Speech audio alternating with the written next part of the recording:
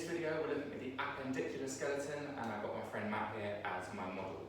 So we're starting with the scapula. So actually I'll just turn you there, Matt. The scapula on the back, these are your shoulder blades, and they are a shoulder bone connecting the humerus with the clavicle. Thank you very much.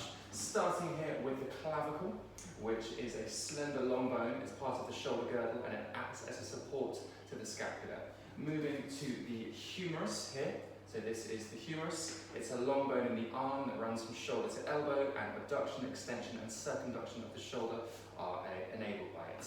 Moving down to the ulna and the radius here, in the two bones of the forearm that stretch from the elbow down to the smallest finger.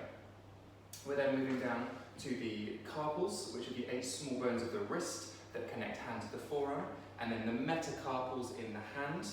They're the 5 bones of the hand which connect the carpals of the wrist to the phalanges of the fingers. And then you have the fingers here, the phalanges, they're the digital bones of the hands and feet. The thumbs and the big toes have 2 bones, and all other digits, so the 4 fingers here, have 3 phalanges in them.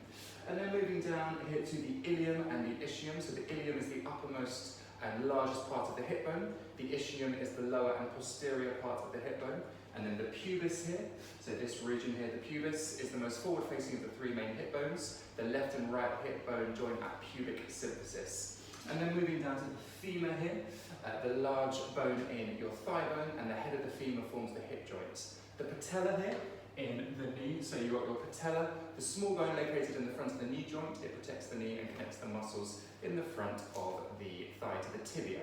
And then finally the tibia here, so this is the tibia in the lower leg, the large bone on the inside of the lower leg, the main weight-bearing bone of the lower body and the lower leg, and it helps stabilise the ankle and lower leg muscles.